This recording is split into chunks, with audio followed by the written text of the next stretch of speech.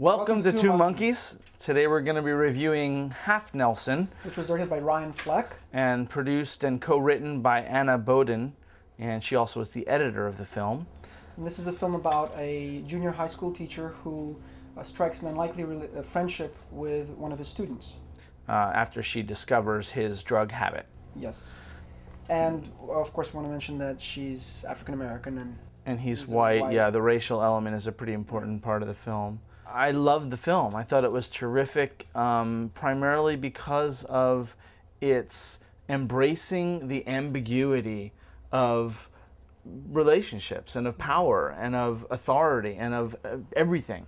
There's an element that is heavily, a little too didactically applied in the film of the dialectics, but it's perfect and it's right on with the whole idea of what's going on in both the plot and within each of the characters. To me, what the movie is really about is about the dichotomy within each of us and the contradiction. One of the main plot elements of the story is that this young girl, this 13-year-old girl, is basically doesn't have a father, and there are two men sort of competing for this father figure role for her.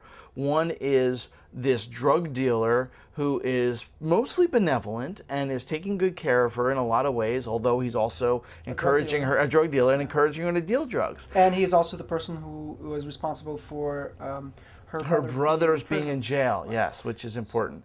But on the other hand is this teacher, but he's also not a particularly good father figure. He's a drug addict, right, and a dangerous one. And there's a couple scenes where you see he's dangerous. And so she's really put in this amazing struggle. That complexity of story and it's not a right and wrong. It's that there is no black and white. There is only this confusion. To me, makes it an amazing film. Because not only is there a contradiction, but there's a paradox in the film, right? Yeah. So, and what is interesting about this film is that it takes a personal politics and a social politics and it sort of intermingles them, and it sort of speaks to the idea of how a lot of our society is based on right and wrong, black and white. There is no gray area.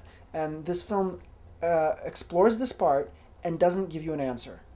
It lets you live with these characters. Yes, I mean, it certainly doesn't give you, it doesn't attempt to give an answer, but I think it does illustrate the fallacy of the black and white thinking. That the whole basis of Western thought is fundamentally flawed. Right. And it's a very powerful and bold thing to take on, and I think it achieves it. I think it achieves it because it goes to the personal.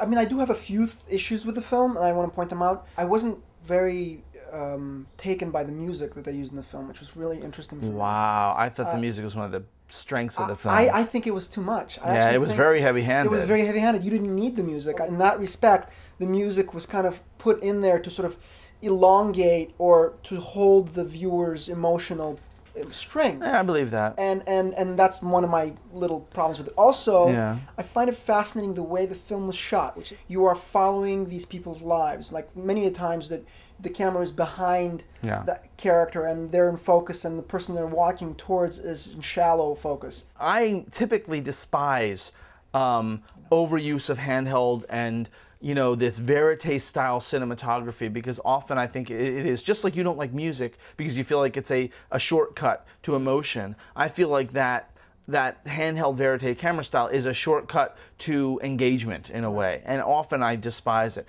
I feel like it works very, very well in this film, but the thing about it is that the depth of field is enormously shallow. So what you've got is very specific things in focus or out of focus. And there's one of the scenes that I love, and you sort of referenced it a second ago. At the basketball game near the beginning, he has a moment of disassociation with the world, and you kind of get that sense from him.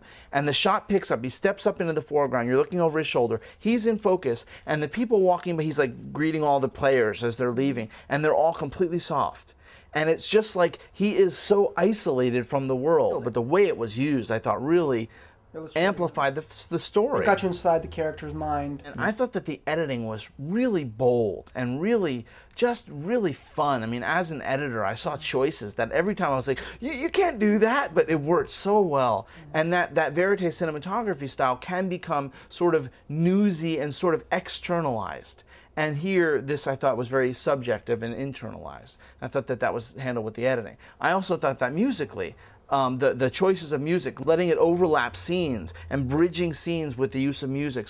And a lot of these just very nice linkages between scenes, between the two stories. And it's almost like it's one story. And I thought it's almost like the two of them become the dichotomy that's going on within each of their stories. I liked the fact that it was not a sort of a standard psychoanalytic film, meaning that why is this guy this way? We never really answered this question except for one insight into his family.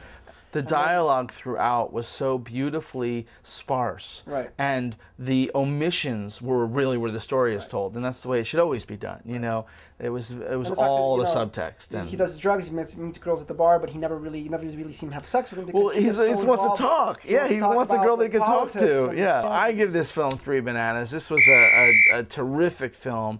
It's difficult, I guess, for some audiences, but to me this is just what an indie film, I guess, should do. I mean, it wrenches you. It makes you. It takes you to a place just like a sad song.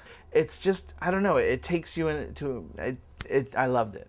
I give this film 3 bananas, and I guess the reason why is because the script was great, a fresh new way of looking at life and editing and expressing the film in terms of the way it was edited. And if anybody is a fan of Sauter, they should see this film. It's very existential. And so if you don't like the movies, then write a book.